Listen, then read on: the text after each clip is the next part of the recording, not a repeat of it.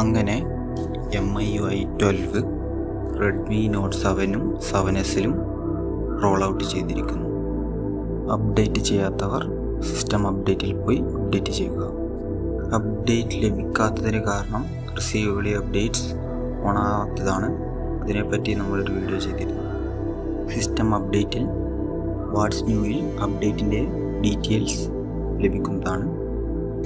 അതേപോലെ ഈ update MIUI 12.0.1-ലേക്കാണ് ലഭിച്ചിരിക്കുന്നത്.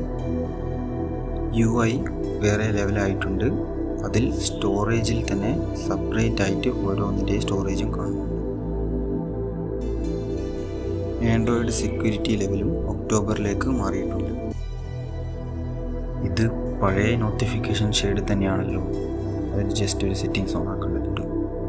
ഇതിനെപ്പറ്റി നമ്മൾ വേറൊരു വീഡിയോ ചെയ്തിരുന്നു. ലെഫ്റ്റ് സൈഡിൽ നിന്ന് താഴോട്ട് സ്വൈപ്പ് ചെയ്താൽ നോട്ടിഫിക്കേഷൻ ഷെയ്ഡും അതേപോലെ റൈറ്റ് സൈഡിൽ കൺട്രോൾ സെൻറ്ററും ലഭിക്കും.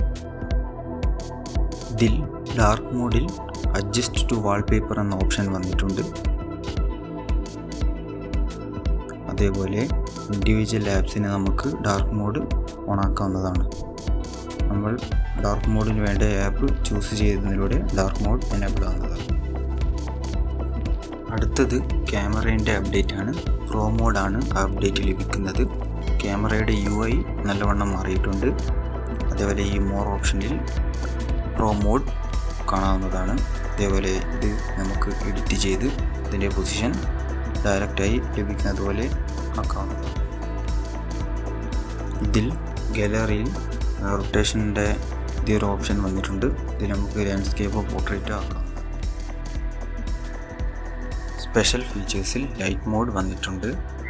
ഇതിൽ ബിഗർ ഐക്കൺസ് എല്ലാമുള്ള ഓപ്ഷനാണ്.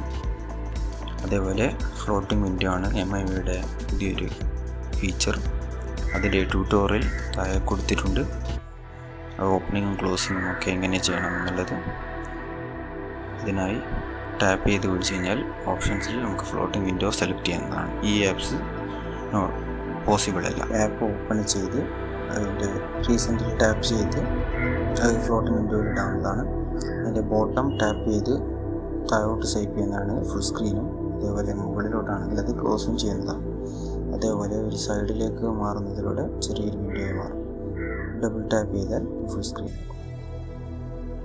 നോട്ടിഫിക്കേഷൻ ഷെയ്ഡും കൺട്രോൾ സൈഡും പൂർണ്ണമായി മാറ്റം വന്നിട്ടുണ്ട്.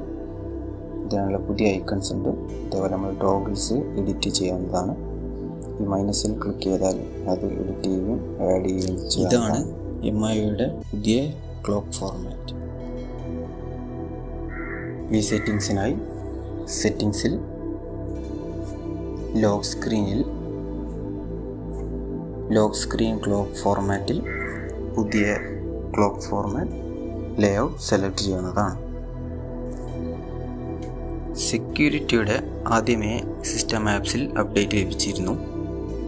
ഇതിലുള്ളത് നമ്മുടെ ബാറ്ററി സേവറിലുള്ള പുതിയ അൾട്രാ ബാറ്ററി സേവറാണ്. ഇത് എനേബിൾ ചെയ്യുന്നതിലൂടെ 131 ഹവർ ലഭിക്കുന്നതാണ്. അതായത് ഹൈ ബാറ്ററി സേവിങ് തന്നെയാണ്. നല്ലൊരു ഓപ്ഷനാണ്.